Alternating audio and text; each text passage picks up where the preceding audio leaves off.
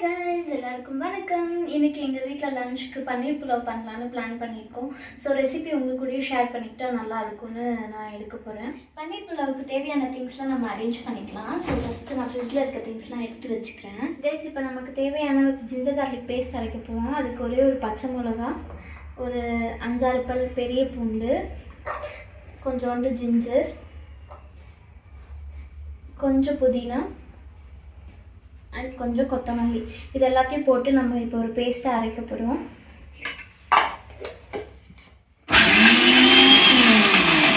தேவையான அளவு water add பண்ணி நல்லா இந்த மாதிரி கிரைண்ட் பண்ணிக்கிட்டேன். இப்போ நம்ம 2 பேருக்கு தான் செய்ய போகிறோம். ஸோ தேவையான அளவு ரைஸ் மட்டும் நம்ம ஊற வச்சுக்கலாம்.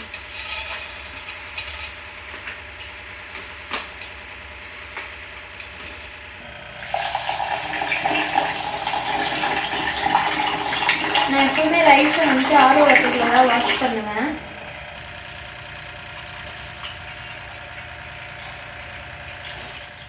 நம்ம பன்னீர் புலாவுக்கு தேவையான 2 மீடியம் சைஸ் டொமேட்டோ, அப்புறம் 2 ஆனியன் எல்லாமே ஸ்லைஸ் பண்ணி வச்சுருக்கேன். கொஞ்சோண்டு ஸ்பைசஸ் ஆட் பண்ணுறதுக்காக பட்டை, கிராம்பு, ஏலக்காய், ஒரே ஒரு ஸ்டார் எடுத்திருக்கேன். நெக்ஸ்ட் இங்கே மசாலா டப்பா இங்கே வச்சுருக்கேன். ஸோ தேவையான ஸ்பைசஸ்லாம் ஆட் பண்ணிக்கலாம். அரிசி ஊற வச்சாச்சு. பேஸ்ட்டு நான் காட்டினேன்ல, அந்த அரைச்ச பேஸ்ட் இங்கே வச்சுருக்கேன். இன்றைக்கி நம்ம மில்கி மிஸ்ட் பன்னீரில் தான் பண்ண போகிறோம். ஸோ நான் மில்கி மிஸ்ட் பன்னீர் ஒரு 200 கிராம்ஸ் பேக்கெட் எடுத்திருக்கேன். இதை நம்ம குட்டி குட்டியாக ஸ்லைஸ் பண்ணிக்கலாம். ஃபஸ்ட்டு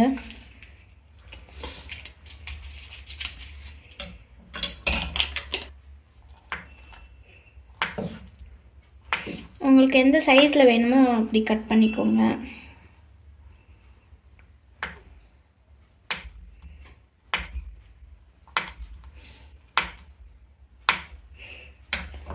இப்போ கட் பண்ண பன்னீரை நம்ம கீயில் ஃப்ரை பண்ணிக்கலாம். ஸோ நான் ஒரு ஸ்டவ் ஆன் பண்ணி பேன் வச்சுருக்கேன். இப்போ பேன் நல்லா ஹீட் ஆயிடுச்சு. இதில் நான் ஒரு ஸ்பூன் கீ ஆட் பண்ணிக்கிறேன்.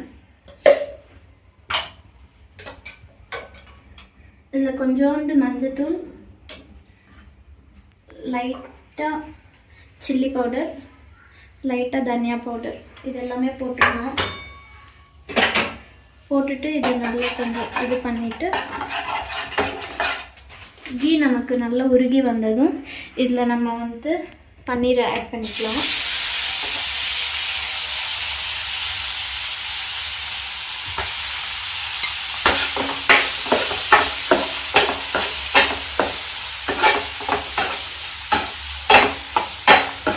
நல்ல ஒரு 1 மினிட்க்கு ஃப்ரை பண்ணால் போதும். டீப் ஃப்ரை பண்ண தேவையில்லை.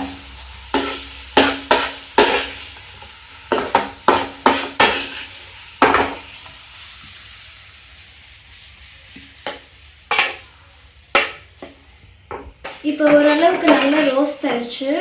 ஸோ இந்த அளவுக்கு நமக்கு ஃப்ரை ஆனால் போதும். இதை ஆஃப் பண்ணிக்கலாம்.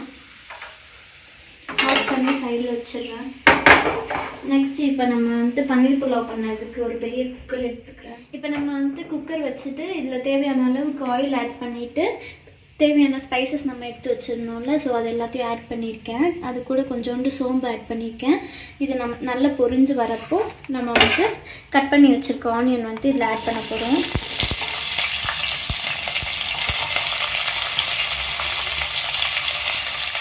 ஆனியன் எப்போவுமே இப்படி உதிர்த்து சேர்த்துக்கோங்க. ஸோ தட் அது சீக்கிரமாக ஃப்ரை ஆயிடும்.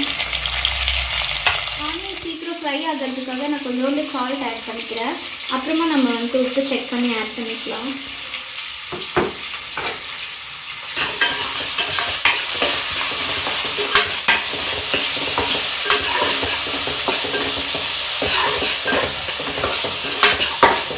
ஆனியன் ஃப்ரை ஆகிறதுக்கு நம்ம வெயிட் பண்ணலாம்.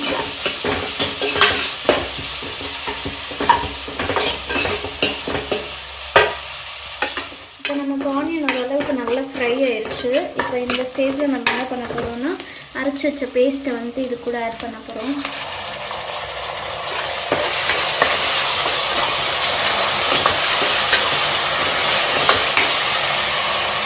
ஜிஞ்சர் கார்லிக் பேஸ்ட் நல்லா ஃப்ரை ஆனதும் இது கூட நான் டொமேட்டோஸும் ஆட் பண்ணிட்டேன். டொமேட்டோ நல்லா ஃப்ரை ஆகட்டும்.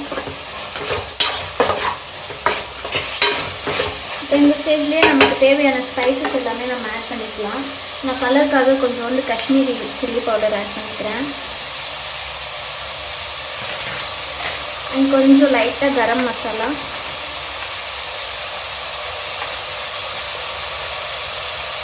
இதை நல்லா மிக்ஸ் பண்ணிக்கோங்க.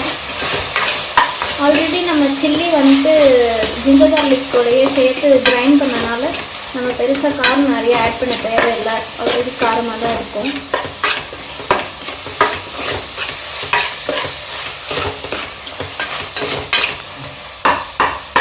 கொஞ்ச நேரம் நல்லா ஃப்ரை ஆகும். இப்போ தக்காளி ஓரளவுக்கு நல்லா ஃப்ரை ஆயிடுச்சு. இப்போ இதில் நம்ம வந்துட்டு தேவையான அளவுக்கு கர்ட் ஆட் பண்ண போகிறோம்.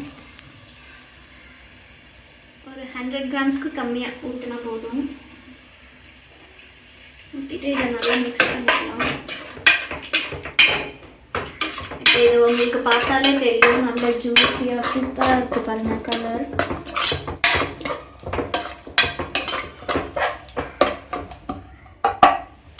இப்போ இது நமக்கு நல்லா ஃப்ரை ஆனதும் நான் தேவையான அளவுக்கு வாட்டர் வந்து ஆல்ரெடி மெஷர் பண்ணி வச்சுருக்கேன். நான் வந்து 1.5 டம்ளர் அரிசி எடுத்திருக்கேன்.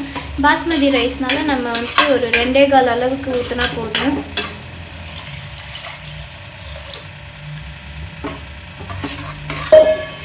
ஸோ வாட்டர் ஆட் பண்ணிவிட்டு இப்போ நம்ம வந்து சால்ட் போட்டுக்கலாம். ஆல்ரெடி நம்ம லைட்டாக போட்டிருந்தோம் ஆனியன் சேர்த்தப்போ. ஸோ ஆட் பண்ணிவிட்டு ஒரு வாட்டி நம்ம வந்துட்டு உப்பு பார்த்துக்கலாம். இப்போ நம்ம ஊற வச்சுருந்த அரிசியை நான் இந்த வாட்டரில் ஆட் பண்ணிக்கிறேன்.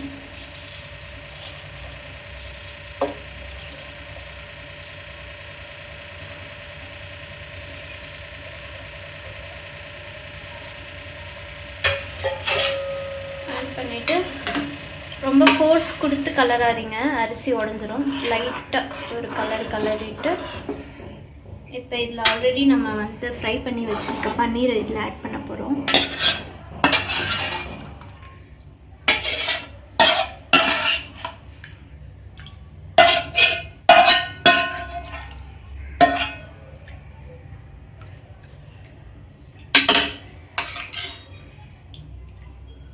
இப்போ நம்ம இதில் லைட்டாக கொத்தமல்லி தூவிட்டு நம்ம வந்து குக்கரை க்ளோஸ் பண்ணிடலாம்.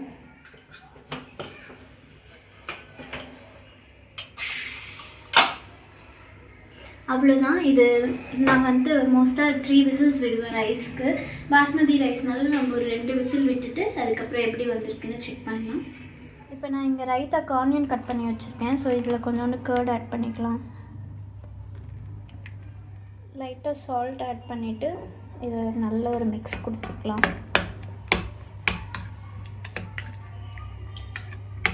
கர்ட் நல்லா க்ரீமியாக இருக்குது.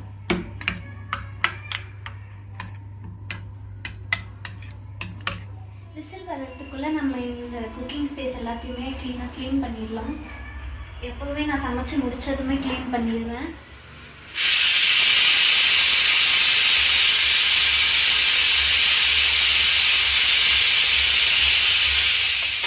கைஸ் இப்போ கம்ப்ளீட்டாக விசில் போயிடுச்சு.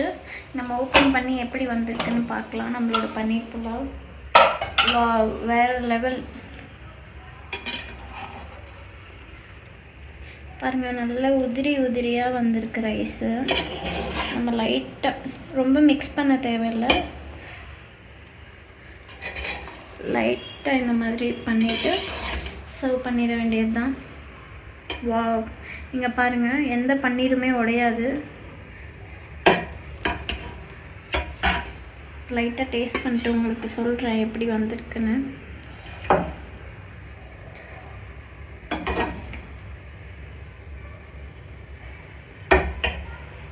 நம்ம இது கூட கொஞ்சோண்டு கர்ட் வச்சுக்கலாம்.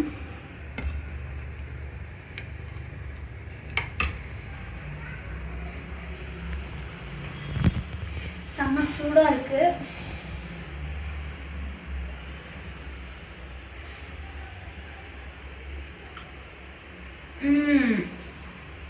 வேறு லெவல். நான் பண்ணேன்னு சொல்ல, நிஜமாகவே சூப்பராக இருக்குது.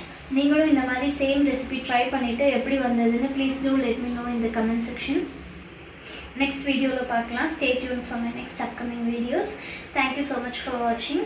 Until then, stay positive. Love you all. Tata, bye bye.